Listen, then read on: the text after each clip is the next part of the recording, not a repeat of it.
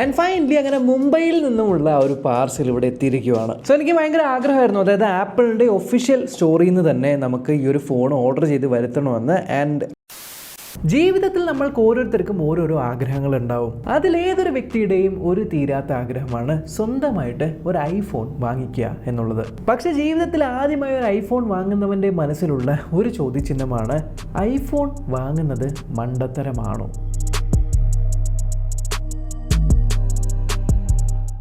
വർഷം 2019 ഒക്ടോബർ മാസം. Sarath neon tech എന്ന് പറഞ്ഞ് ഈ ഒരു ചാനൽ തുടങ്ങിയ ആ ഒരു മാസം. ആ സമയത്ത് എൻ്റെ കയ്യിൽ ഉണ്ടായിരുന്ന സ്മാർട്ട് ഫോൺ ഓപ്പോ F7 ആയിരുന്നു. ആക്ച്വലി ഓപ്പോ F7 ഞാൻ വാങ്ങിച്ചത് അതിനും എത്രയോ വർഷങ്ങൾക്ക് മുന്നെയാണ്. പണ്ട് ഐഫോൺ ഇറക്കിയപ്പോൾ അവരുടെ ആദ്യത്തെ നോച്ചുള്ള ഐഫോൺ ഇറക്കിയ സമയത്ത് മറ്റ് ആൻഡ്രോയിഡ് സ്മാർട്ട് ഫോണുകൾ അതിനെ കോപ്പി അടിച്ചിരുന്നപ്പോൾ അന്ന് വീട്ടുകാരുടെ പണം കൊണ്ടാണ് നമ്മളൊരു ഫോൺ വാങ്ങിക്കുന്നത് എന്നുള്ളതുകൊണ്ട് അന്ന് എനിക്ക് പോയി ഒരു ഐഫോൺ വേണം എന്ന് വീട്ടിൽ പറയാനായിട്ട് പറ്റില്ല. ആ ഒരു സാഹചര്യത്തിൽ ഏതൊരുത്തിൻ്റെയും അന്നത്തെ ഒരു സ്വപ്നം ഐഫോൺ പോലെ തോന്നിക്കുന്ന ഒരു ഫോൺ മേടിക്കുക, അതിനുശേഷം അതിലൊരു ഐഫോണിൻ്റെ ലോഞ്ചർ ഇട്ട് നടക്കുക എന്നുള്ളത്. അതേപോലെ ഞാൻ വാങ്ങിയ ഒരു ഫോണായിരുന്നു ഓപ്പോ F7. സോ എഞ്ചിനീയറിംഗിന് ശേഷം ക്യാമ്പസ് പ്ലേസ്മെൻറ്റിലൂടെ ജോലി കിട്ടിയെങ്കിലും അന്ന് അതിൻ്റെ ജോയിനിങ് ഡേറ്റ് ഒക്കെ നവംബർ മാസമായിരുന്നു. സോ ജൂലൈയിൽ എഞ്ചിനീയറിംഗ് കഴിഞ്ഞു, ഓഗസ്റ്റ് സെപ്റ്റംബർ ഒക്ടോബർ എന്ന് പറഞ്ഞ് 3 മാസങ്ങളുണ്ടായി. ആ ഒരു സമയത്ത് ഞാൻ ഒക്ടോബർ മാസം തുടങ്ങിയതാണ് ഈ ഒരു ചാനൽ, എൻ്റെ ഈ ഒരു ഓപ്പോ F7 എന്ന് പറഞ്ഞ ഫോൺ വെച്ച്. ഈ ചാനൽ പണ്ട് തൊട്ടേ ഫോളോ ചെയ്യുന്ന ഒരു വ്യക്തിയാണെങ്കിൽ എത്ര പേർക്ക് എൻ്റെ ആദ്യത്തെ വാട്സാപ്പ് ട്രിക്സ് എന്ന് പറഞ്ഞ വീഡിയോ ഓർമ്മയുണ്ട് എന്നൊന്ന് കമൻറ്റ് ചെയ്യുക. ആ ഒരു വീഡിയോ ഞാൻ ഷൂട്ട് ചെയ്തത് ഈ ഒരു ഓപ്പോ F7 അങ്ങനെ എൻ്റെ പാഷൻ എന്നുള്ള രീതിയിൽ ഞാൻ ഒരു വീഡിയോ മേക്കിംഗ് സ്റ്റാർട്ട് ചെയ്തു. അങ്ങനെ ആ ഒരു ഫോണിൻ്റെ ഫ്രണ്ട് ക്യാമറ നമ്മൾ ട്രൈപോഡിൽ വെച്ച്, അന്ന് ഞാൻ ട്രൈപോഡൊക്കെ ഉണ്ടാക്കിയാണ് യൂസ് ചെയ്തുകൊണ്ടിരുന്നത്, അതിൻ്റെയൊക്കെ വീഡിയോ ചാനലിലുണ്ട്. അങ്ങനെ ഫ്രണ്ട് ക്യാമറയിൽ വീഡിയോ എടുക്കുന്നു, അതിനുശേഷം പവർ ഡയറക്ടർ എന്ന് പറഞ്ഞ ആപ്പിൽ നമ്മൾ അത് എഡിറ്റ് ചെയ്യുന്നു. മൈക്രോഫോണൊന്നുമില്ല, ഈവൻ മൈക്രോഫോൺ പോലും അന്ന് ഞാൻ സ്വന്തമായിട്ട് ഉണ്ടാക്കി യൂസ് ചെയ്തൊരു വീഡിയോ ഒക്കെ നമ്മൾ ചാനലിലിട്ടുണ്ട്. അങ്ങനെ അന്നൊക്കെ ആഴ്ചയിൽ 1-2 വീഡിയോസൊക്കെ നമ്മൾ ഇട്ട് വരുമായിരുന്നു തുടക്കത്തിൽ. അതിനുശേഷം പിന്നെ ജോലിക്ക് നമ്മളെ വിളിക്കുകയും ട്രെയിനിങ്ങിനായിട്ട് ഞാൻ മൈസൂരിലേക്ക് പോവുകയും ചെയ്തു. അങ്ങനെ മൈസൂരിൽ ട്രെയിനിങ്ങിൻ്റെ സമയത്ത് പോലും ഞാൻ ആഴ്ചയിൽ ഒരു വീഡിയോ ഒക്കെ ഇടാനായിട്ട് ശ്രമിക്കുമായിരുന്നു. അങ്ങനെ ആഴ്ചയിൽ ഒരു വീഡിയോ, പിന്നീട് 2 ആഴ്ചയിൽ ഒരു വീഡിയോ എന്ന് മാറി, പിന്നീട് 1 മാസത്തിൽ ഒരു വീഡിയോ എന്നൊക്കെ ഉള്ള രീതിയിലേക്കായി മാറി. പക്ഷേ അങ്ങനെ ഇരിക്കുന്ന സമയത്താണ് എൻ്റെ ഈ ഒരു ഓപ്പോ F27 എന്ന് പറഞ്ഞ ഫോണിൻ്റെ ഡിസ്പ്ലേ ലേശമൊന്ന് അടർന്നു വരാനായിട്ട് തുടങ്ങിയത് ഞാൻ കണ്ടത്. ജോലിക്ക് നമ്മൾ കയറി ഉടനെ ഈ ഒരു ഫോൺ ഈ ഒരു അവസ്ഥയായതുകൊണ്ട് പുതിയ ഫോൺ മേടിക്കാൻ വീട്ടിൽ പൈസ ചോദിക്കുക എന്നുള്ളത് അതത്ര ശരിയായിട്ട് എനിക്ക് തോന്നിയില്ല. പക്ഷേ അന്ന് ജോലിക്ക് വേണ്ടി അക്കൗണ്ട് ഓപ്പൺ ചെയ്ത സമയത്ത് അവർ നമ്മൾക്കൊരു ക്രെഡിറ്റ് കാർഡ് തന്നിട്ടുണ്ടായി. ആ ഒരു ക്രെഡിറ്റ് കാർഡിന് ഏകദേശം 35,000-40,000 രൂപയുടെ ഒരു ക്രെഡിറ്റ് ലിമിറ്റാണ് അന്ന് ഉണ്ടായത്. ട്രെയിനിങ് സമയത്ത് നമ്മുടെ അക്കോമഡേഷനും ഫുഡും കാര്യങ്ങളൊക്കെ നോക്കിക്കഴിഞ്ഞാൽ ബാക്കി കയ്യിൽ ഒരു 1000-2000 കഷ്ടി ഉണ്ടാവും മാസാവസാനം. പക്ഷേ വീഡിയോ എടുക്കാനായിട്ട് അന്നത്തെ കാലത്ത് ഏറ്റവും നല്ല സ്മാർട്ട് ഫോൺ ഏതാണ് എന്ന് നോക്കിയപ്പോൾ അന്നത്തെ ബെസ്റ്റ് ഫോണായിരുന്നു ഐഫോൺ 10R. ഐഫോൺ 10R അന്നത്തെ കാലത്തുള്ള വില എന്ന് പറയുന്നത് 45,000 രൂപ. സോ ക്രെഡിറ്റ് കാർഡ് ഉപയോഗിച്ച് പോലും എനിക്ക് ആ ഒരു ഫോൺ ആ സമയത്ത് വാങ്ങാനായിട്ട് പറ്റില്ല എന്നിരിക്കുമ്പോഴാണ് ഞാൻ വിചാരിച്ചത്, ശരി വീഡിയോ എടുക്കാനായിട്ട് നല്ലൊരു ഐഫോൺ വേണം, ഏറ്റവും ലേറ്റസ്റ്റ് ആയിട്ടുള്ള ഫോൺ തന്നെ വേണോ എന്നില്ലല്ലോ. ആ ഒരു സമയത്ത് ഞാൻ അന്വേഷിച്ച് ഞാൻ വാങ്ങിയ എൻ്റെ ഏറ്റവും ആദ്യത്തെ ഐഫോൺ മാർച്ച് 2020 എൻ്റെ iPhone 8. എനിക്ക് വളരെ ഇഷ്ടപ്പെട്ട ഒരു ഫോണാണ് എൻ്റെ iPhone 8. റോസ് ഗോൾഡ് കളറിൽ ആ ഒരു ഫോൺ കണ്ടു കഴിഞ്ഞാൽ തന്നെ അമ്മാതിരി അട്രാക്ഷനാണ്. ഞാൻ ജീവിതത്തിൽ ഏറ്റവും വലിയ ഒരു കാര്യം സാധിച്ച ഒരു ഫീലിംഗ് ആയിരുന്നു. പക്ഷേ ഇവിടെ ഞാൻ കാണിച്ച അന്നത്തെ കാലത്ത് സ്മാർട്ടായിട്ട് തോന്നിയ, എന്നാൽ ഇന്നത്തെ കാലത്ത് അങ്ങനെ മണ്ടത്തരമായിട്ട് തോന്നിയ ഒരു കാര്യമായിരുന്നു, ഈ ഐഫോൺ ഞാൻ വാങ്ങിയത് EMIയിലാണ്. iPhone 8 അന്ന് വില 36,000 രൂപ. എൻ്റെ മൈൻഡിൽ മാസം 2,000-3,000 രൂപ എനിക്ക് ലാഭിക്കാനായിട്ട് പറ്റുന്നുണ്ട്. 36,000 രൂപ എന്ന് പറയുമ്പോൾ ഞാൻ 12 മാസത്തെ ഒരു EMI എടുക്കുകയാണെങ്കിൽ എനിക്ക് സുഖമായിട്ട് 36,000 രൂപ അടച്ച് ആ ഒരു ഫോൺ പർച്ചേസ് ചെയ്യാനായിട്ട് പറ്റും എന്ന് പറഞ്ഞ് ഞാൻ പോയി എൻ്റെ 40,000 രൂപ ലിമിറ്റുള്ള ക്രെഡിറ്റ് കാർഡ് സ്വൈപ്പ് ചെയ്ത് 12 മാസത്തെ EMIയിലൂടെ ആ ഒരു ഫോൺ സ്വന്തമാക്കിയപ്പോഴാണ് ഞാനൊരു കാര്യം തിരിച്ചറിഞ്ഞത്. 36,000 രൂപയുടെ ഫോൺ നമ്മൾ മേടിക്കുമ്പോൾ 16% ഒരു EMIൻ്റെ ഇൻട്രസ്റ്റ് ഉണ്ട്. അത് നമ്മൾ അടച്ചു വരുമ്പോൾ 39,000 രൂപയാവുമെന്നും മാസം 3,000-3,500 രൂപയാണ് നമ്മൾ അടയ്ക്കേണ്ടി വരുമെന്നുള്ളതും. പക്ഷേ കുഴപ്പമില്ല, ഒരു 500 രൂപയല്ലേ നമുക്ക് ലാഭിക്കാനായിട്ടുള്ളൂ എന്ന് സന്തോഷമായിട്ട് ഞാൻ ഇങ്ങനെ ഇരുന്നപ്പോഴാണ് മാർച്ച് 2020 അവസാനത്തോടുകൂടി ഒരു കാര്യം തീരുമാനമായത്. Yes, lockdown. ഞാനന്ന് വർക്ക് ചെയ്തുകൊണ്ടിരുന്ന ഒരു ഫീൽഡ് എന്ന് പറയുന്ന ഒരു ടീച്ചിങ് ഫീൽഡാണ്. ഒരു ക്ലാസ് മുറിയിൽ 200-250 പിള്ളേരോളം ഇരിക്കുന്ന ആ ഒരു ക്ലാസ് മുറിയിൽ നമ്മളിരുന്ന് ക്ലാസ് എടുത്ത് കൊടുക്കുകയാണ്. ആൻഡ് അവിടെ നമ്മൾ പഠിപ്പിക്കുന്ന കാര്യങ്ങളെല്ലാം തികച്ചും കോൺഫിഡൻഷ്യലാണ്. അതുകൊണ്ട് നമുക്ക് ക്ലാസ് മുറിയിൽ ഇരുന്ന് മാത്രമേ ഇതെല്ലാം പറഞ്ഞു കൊടുക്കാനായിട്ട് പറ്റുകയുള്ളൂ. ആൻഡ് ആ ഒരു സമയത്ത് ലോക്ക്ഡൗൺ വരികയും എല്ലാവരോടും വീട്ടിലേക്ക് പോയിക്കോളൂ എന്ന് പറഞ്ഞപ്പോൾ ട്രെയിനിങ് കംപ്ലീറ്റ് ചെയ്ത് ജോലിക്ക് കയറാനിരിക്കുന്ന സമയത്ത് നമ്മളെ അവിടെ നിന്ന് വീട്ടിലേക്ക് പറഞ്ഞു വിടുകയാണ്. അടുത്ത മാസം തൊട്ട് നമ്മുടെ കയ്യിൽ സാലറി വരുമോ ഇല്ലയോ എന്ന് പോലുമുള്ള യാതൊരു ഐഡിയയും ഇല്ലാതെ ഞാൻ അവിടെ നിന്ന് ഇറങ്ങി. അങ്ങനെ നമ്മൾ നാട്ടിലെത്തി. അടുത്ത മാസം തൊട്ട് 3500 രൂപ നമ്മൾ EMI അടയ്ക്കണം. ഏകദേശം കഴിഞ്ഞ മാസങ്ങളിലൂടെ ഞാൻ ലാഭിച്ച് ഒരു 3 മാസത്തെ അല്ലെങ്കിൽ 4 മാസത്തെ EMI അടയ്ക്കാൻ പറ്റുന്ന അത്രയും തുക ഞാൻ സേവ് ചെയ്ത് വെച്ചിട്ടുണ്ടായി. അതുകൊണ്ട് എനിക്ക് ആദ്യത്തെ ഒരു 3 മാസം വരെ എങ്ങനെയെങ്കിലും നമുക്ക് വീട്ടിൽ പണം ചോദിക്കാതെ അടച്ചു തീർക്കാനായിട്ട് പറ്റുന്നൊരവസ്ഥയാണെന്ന് എനിക്ക് മനസ്സിലായി. പക്ഷേ എൻ്റെ മൈൻഡിൽ ഒരേ ഒരു വാശിയേ ഉണ്ടായുള്ളൂ. ഞാൻ ഈ ഒരു ഐഫോൺ വാങ്ങിച്ച എന്തിനാണ്? എനിക്ക് വീഡിയോ ഷൂട്ട് ചെയ്യാൻ വേണ്ടിയിട്ട്. ആൻഡ് വീഡിയോ ഷൂട്ട് ചെയ്ത് യൂട്യൂബിൽ അപ്ലോഡ് ചെയ്യുക എന്നുള്ളത്. അതുകൊണ്ട് തന്നെ യൂട്യൂബിൽ എനിക്ക് വളരണം. യൂട്യൂബിൽ വളർന്ന് യൂട്യൂബിൽ നിന്നും വരുന്ന വരുമാനം ഉപയോഗിച്ച് വേണം നമ്മൾ ഈ ഒരു ഐഫോണിൻ്റെ EMI അടച്ചു തീർക്കാനായിട്ട് എന്നുള്ളൊരു സാധനം എൻ്റെ മൈൻഡിലുണ്ടായി. പക്ഷേ ഒരു പ്രശ്നം എന്താണെന്ന് വെച്ചാൽ, ചാനൽ ഞാൻ തുടങ്ങിയ സമയത്ത് യൂട്യൂബിൽ മോണിറ്റൈസേഷൻ കിട്ടണമെങ്കിൽ 1000 സബ്സ്ക്രൈബറും 4000 വാച്ച് അവറും കംപ്ലീറ്റ് ചെയ്യണം. അത് അന്ന് നമ്മൾക്കൊരു ഹെർക്കൂലിയൻ ടാസ്ക് ആണ് അത്രയും എത്തിക്കുക എന്നുള്ളത്. പക്ഷേ ഞാൻ എഴുതി വെച്ചു, എല്ലാ ദിവസവും ഞാൻ ഒരു വീഡിയോ വെച്ച് പോസ്റ്റ് ചെയ്യുന്നതായിരിക്കും. ആൻഡ് ഈ ഒരു വീഡിയോ കൃത്യമായിട്ട് ആൾക്കാർക്ക് എന്താണ് വേണ്ടത്, ആൾക്കാർക്ക് ഉപകാരപ്പെടുന്ന വീഡിയോ ആയിരിക്കണം. അല്ലാണ്ട് ചുമ്മാ അതും ഇതുമൊക്കെ പറഞ്ഞുള്ള വീഡിയോസ് ആയിരിക്കരുത്. യൂസ്ഫുൾ ആയിട്ടുള്ള കോണ്ടന്റ്സ് നമ്മൾ മലയാളത്തിൽ നോക്കുവാണെങ്കിൽ ആൾക്കാർ സെർച്ച് ചെയ്യുമ്പോൾ നമ്മുടെ ചാനൽ മുന്നിലെത്തണമെന്നും അതിലൂടെ ആൾക്കാർക്ക് നല്ല കാര്യങ്ങൾ അറിയിക്കാൻ പറ്റണം, ടെക് പരമായിട്ടുള്ളത് എന്നുള്ള വാശിയിൽ ഞാൻ ഡെയിലി ഓരോ ദിവസവും വീഡിയോ അങ്ങനെ കണ്ടിന്യൂസ് ആയിട്ട് അപ്ലോഡ് ചെയ്ത് വന്നു. എത്ര പേർക്ക് അറിയുമെന്നറിയില്ല, ഞാൻ ആ വീഡിയോസൊക്കെ ഷൂട്ട് ചെയ്ത് iPhone 8 എന്ന് മാത്രമല്ല iPhone 8 ഫ്രണ്ടിലുള്ള 8 മെഗാപിക്സൽ ക്യാമറ ഉപയോഗിച്ചാണ്. യെസ്, ഐഫോണിൻ്റെ ക്യാമറ ക്വാളിറ്റി അത്രത്തോളം നല്ലതായിരുന്നു എന്നുള്ളതുകൊണ്ട് അന്നത്തെ കാലത്ത് ഫ്രണ്ട് ക്യാമറയിൽ നമ്മൾ ഷൂട്ട് ചെയ്താൽ പോലും അധികം പെട്ടെന്നൊന്നും ആർക്കും മനസ്സിലാവില്ല. അങ്ങനെ അപ്ലോഡ് ചെയ്ത് ഏകദേശം ഒരു ജൂൺ ജൂലൈ മാസമായപ്പോൾ നമ്മുടെ 1000 സബ്സ്ക്രൈബേഴ്സ് തികയുകയും 4000 വാച്ച് അവർ കംപ്ലീറ്റ് ആവുകയും ചെയ്തു. ചാനൽ മോണിറ്റൈസ് ആയി എങ്കിലും പണം കിട്ടിത്തുടങ്ങിയെങ്കിലും ആ ഒരു പണം നമ്മുടെ കയ്യിൽ വരണമെങ്കിൽ മിനിമം $1000 ആവണം. അതായത് അന്നത്തെ കാലത്ത് 7000 രൂപ. ഞാൻ നോക്കിയപ്പോൾ ആദ്യത്തെ മാസം എനിക്ക് $35 കിട്ടി, രണ്ടാമത്തെ മാസം ഒരു $40 കിട്ടി, അപ്പോഴും ആയിട്ടില്ല $100.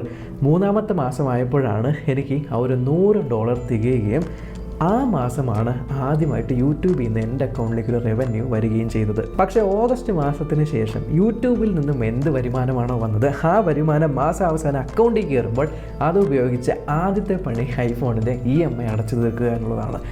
അങ്ങനെ അടച്ചടച്ച് മാർച്ച് 2021 ഫൈനൽ EMI അടച്ച് ആ ഒരു iPhone 8 എൻ്റെ സ്വന്തമായി. പക്ഷെ ഒരു കാര്യം ഓർക്കണം, Oppo F7 പോലെ ഏകദേശം 4000 mAh ബാറ്ററി നിൽക്കുന്ന ഫാസ്റ്റ് ചാർജിങ് ഉള്ള ഒരു ഫോണിൽ നിന്നും iPhone 8 വരുമ്പോൾ ബാറ്ററി ലൈഫ് പരിതാപകരമായിരുന്നു. അര ദിവസം കഷ്ടിയേ നമ്മൾക്ക് ഉപയോഗിക്കാനായിട്ട് പറ്റുള്ളൂ. നമ്മുടെ സാധാരണ ഫോണിൽ നടക്കുന്ന കാര്യങ്ങളൊന്നും എനിക്ക് iPhone 8 നടക്കില്ലായിരുന്നു. എങ്കിലും വീഡിയോ എടുക്കലാണ് മെയിൻ എന്നുള്ളതുകൊണ്ട് ചാർജ് ചെയ്ത് ഞാൻ വീഡിയോ എടുക്കാൻ വേണ്ടി മാത്രമായിട്ടായിരുന്നു ആ ഒരു ഫോൺ പ്രൈമറി ആയിട്ട് ഉപയോഗിച്ചുകൊണ്ടിരുന്നത്. ഈവൻ ദോ അത് തന്നെയാണ് എൻ്റെ പ്രൈമറി ഫോണെങ്കിലും ബാക്കിയുള്ള സമയത്തൊക്കെ ഞാൻ മാക്സിമം പവർ സേവിങ്ങിലായിരുന്നു. അങ്ങനെ നമ്മുടെ ചാനൽ വളർന്ന് വലുതായി, ഏകദേശം 1,00,000 സബ്സ്ക്രൈബേഴ്സൊക്കെ ഹിറ്റായി. അങ്ങനെ ഞാൻ വിചാരിച്ചു അങ്ങനെ ഞാൻ ഒരു കൊല്ലത്തെ ആ ഒരു ഐഫോൺ വാങ്ങിയത് കൊണ്ട് തന്നെ അതിൻ്റെ മോട്ടിവേഷനിൽ ചാനൽ വളർത്തി 1,00,000 സബ്സ്ക്രൈബേഴ്സ് വരെ എത്തിച്ചു. പക്ഷേ 2021 iPhone 8 കൊണ്ട് നടക്കുക എന്നുള്ളത് നടക്കുന്ന കാര്യമല്ല. കാരണം ബാറ്ററി ലൈഫ് ആൻഡ് ബാക്കിയുള്ള കാര്യങ്ങളെല്ലാം പരിതാപകരമായിരുന്നു.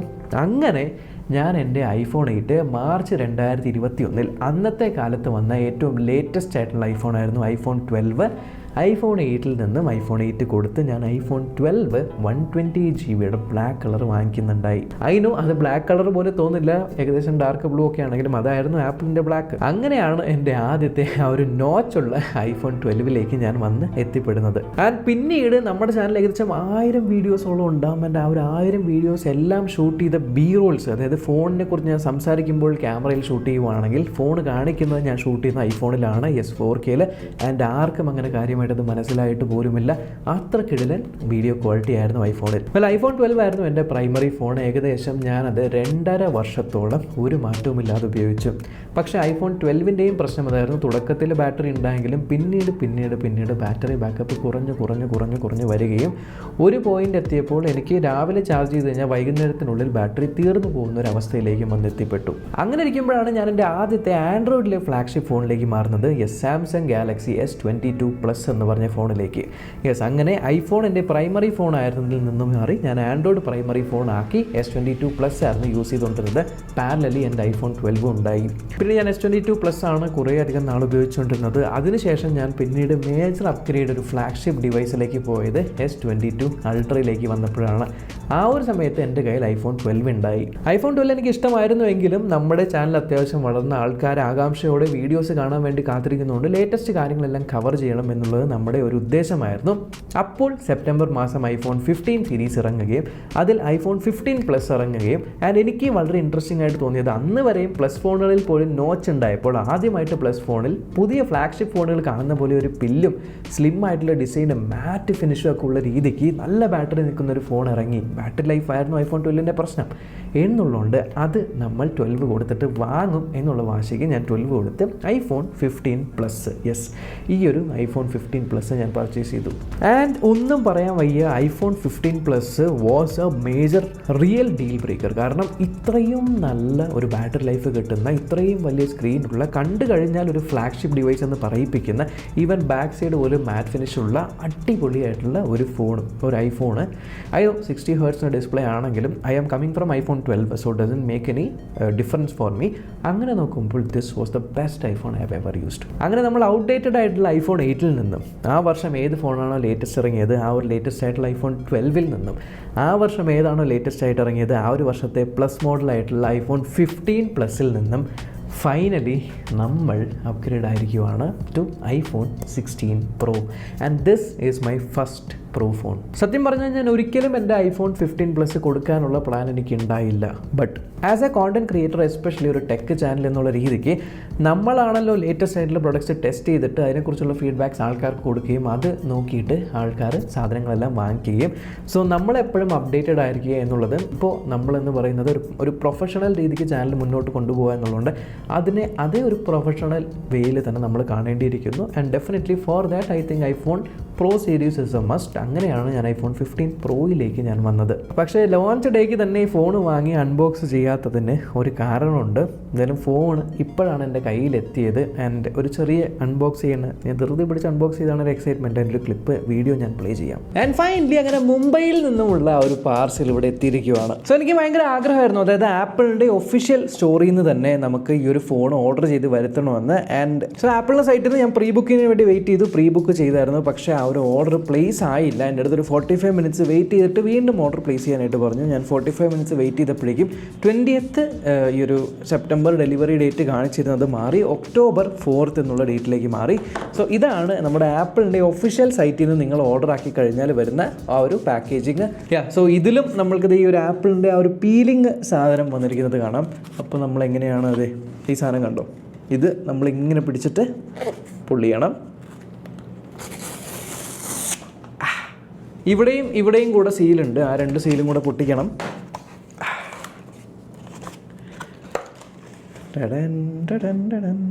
കൃത്യം ആ ഒരു ഫോൺ മാത്രം ഫിറ്റ് ആവുന്ന രീതിക്കുള്ളൊരു പാക്കേജിംഗ് ആണ്.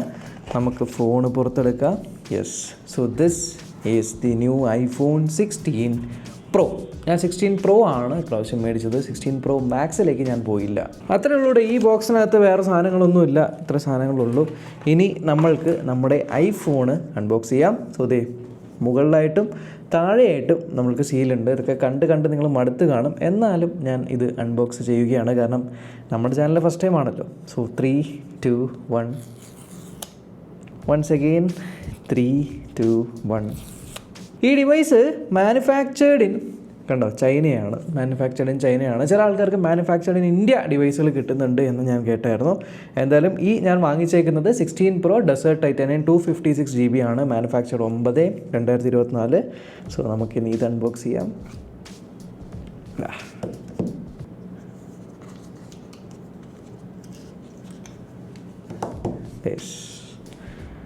This is the iPhone 16 Pro Desert Titanium. ശരിക്കും പറഞ്ഞാൽ നേരിട്ട് കാണുമ്പോൾ എനിക്ക് എൻ്റെ പഴയ ആ ഒരു നൊസ്റ്റ് ഫീലിലേക്ക് പോകുന്നുണ്ട്. എൻ്റെ ആദ്യത്തെ ഐഫോൺ ആയിട്ടുള്ള iPhone 8 റോസ് ഗോൾഡിൻ്റെ ആ ഒരു ഫീലിലേക്കാണ് തിരിച്ചെന്നെ കൊണ്ടുപോകുന്നത്. എന്തായാലും നമുക്കിത് വിശദമായിട്ട് നോക്കാം. ഞാൻ ധൃതി പിടിച്ച് ഫസ്റ്റ് ഡേ തന്നെ സാധനം കൈ കിട്ടി ഉടനെ എൻ്റെ വീഡിയോ എടുത്ത് അപ്ലോഡൊന്നും ചെയ്യുന്നില്ല. ഞാൻ ഡീറ്റെയിൽ ആയിട്ട് യൂസ് ചെയ്തിട്ട് മാത്രമേ എൻ്റെ റിവ്യൂ പോലെ ഇടുന്നുള്ളൂ. എന്തായാലും പീൽ ചെയ്യാം. ഇങ്ങനെ പീൽ ചെയ്യുന്നതിൻ്റെ ഒരു സാറ്റിസ്ഫാക്ഷൻ അത് വേറെ തന്നെയാണ് കേട്ടോ. ഇനി ബോക്സിനകത്ത് വേറെ എന്തൊക്കെയാണ് ഉള്ളത്?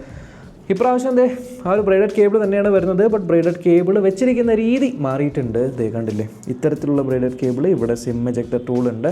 ആൻഡ് ഇതിൻ്റെ അടിയിലായിട്ട് ഐഫോൺ എന്നെഴുതിയിട്ടുള്ള ആ ഒരു യൂസർ മാനുവലും വാറൻറ്റി ഡീറ്റെയിൽസൊക്കെയാണ്. ആപ്പിൾ സ്റ്റിക്കേഴ്സ് ഇല്ല. ഇത് ഞാൻ ഇപ്പോൾ ഇതിൻ്റെ അൺബോക്സിങ്ങും ഫീച്ചേഴ്സും കാര്യങ്ങളൊക്കെ ഓൾറെഡി നിങ്ങൾക്ക് അറിയാം, ഇഷ്ടംപോലെ വീഡിയോ കണ്ടു എന്നുള്ളതുകൊണ്ട് അതിട്ട് നിങ്ങൾ ബോറടിപ്പിക്കുന്നില്ല. ബട്ട് ഞാനിത് യൂസ് ചെയ്തിട്ട് എങ്ങനെയാണ് എൻ്റെ ജെനുവിൻ ആയിട്ടുള്ള ഫീഡ്ബാക്ക് ആഫ്റ്റർ മേ ബി 10 ഡേയ്സോ നമ്മൾ ഉപയോഗിച്ചിട്ട് അതിന് ശേഷമുള്ളൊരു വീഡിയോ ആയിട്ട് ഇടുന്നതായിരിക്കും I think for an audience good. കാരണം ഫസ്റ്റ് ഓഫ് ഓൾ ഇത് ഔട്ട് ഓഫ് ദ ബോക്സ് ആദ്യമായിട്ടാണ് ആപ്പിൾ പറഞ്ഞ കാര്യമില്ലാതെ വരുന്നൊരു ഐഫോൺ. ആപ്പിളിൻ്റെ ഒരു രീതിയെ അങ്ങനെയല്ല, എന്ത് അനൗൺസ് ചെയ്യുന്നോ ആദ്യം കൊണ്ടുവരുന്നത് ആപ്പിളിൻ്റെ ഫോണിലായിരിക്കും. ആൻഡ് ഇത് ആപ്പിൾ ഇൻ്റലിജൻസ് ഇതുവരെ വന്നിട്ടില്ല.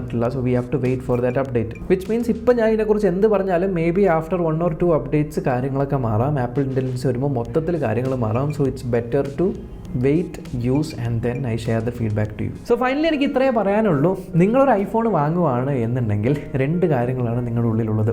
ഒന്ന്, നിങ്ങൾ വാങ്ങിക്കുന്ന സാധനത്തിന് കൊണ്ട് എന്തെങ്കിലും പർപ്പസ് ഉണ്ടെങ്കിൽ ആ ഒരു പർപ്പസ് സാറ്റിസ്ഫൈ ചെയ്യാൻ വേണ്ടി, അതായത് ഇപ്പോൾ നിങ്ങളൊരു കോണ്ടന്റ് ക്രിയേറ്റർ ആണെങ്കിൽ വീഡിയോഗ്രാഫിക്ക് വേണ്ടിയാണ് നിങ്ങളൊരു ഫോൺ മേടിച്ചിരിക്കുന്നതെങ്കിൽ അതിനെ മാക്സിമം ആ ഒരു പൊട്ടൻഷ്യൽ യൂസ് ചെയ്ത് അതിനെ നിങ്ങൾക്ക് തിരിച്ച് ഇൻവെസ്റ്റ്മെൻ്റ് ആയത് തിരിച്ച് നിങ്ങൾക്ക് അതിൽ നിന്നും പണം നേടാൻ, അല്ലെങ്കിൽ അതിനെ ഒരു റിട്ടേൺ ഓഫ് ഇൻവെസ്റ്റ്മെൻറ്റ് എന്നുള്ള രീതിയിലേക്ക് മാറ്റാനായിട്ടൊരു മോട്ടിവേഷൻ ടൂളായിട്ട് യൂസ് ചെയ്യാം. ഇനി അതല്ല, നിങ്ങളൊരു ആഗ്രഹത്തിൻ്റെ പുറത്താണ് ആദ്യമായിട്ടൊരു ഐഫോൺ എടുക്കുന്നത് എന്നുണ്ടെങ്കിൽ നിങ്ങളെ കൊണ്ട് മാസം എത്ര രൂപ അടയ്ക്കാനായിട്ട് പറ്റും, ആ ഒരു അടവിന് ആ ഒരു ഫോൺ കിട്ടുന്നുണ്ടോ, ആ ഒരു അടവ് കാരണം നിങ്ങളുടെ മറ്റു കാര്യങ്ങളെല്ലാം നിന്ന് പോവാതെ പോകുന്നുണ്ടോ, ആൻഡ് അങ്ങനെ നിങ്ങളുടെ കാര്യം സാധിക്കുവാണെങ്കിൽ അത് നിങ്ങളുടെ ലൈഫിൽ ജോയ് കൊണ്ടുവരുന്നുണ്ടോ എന്നുള്ളതിന് ശേഷം മാത്രം മേടിക്കുക.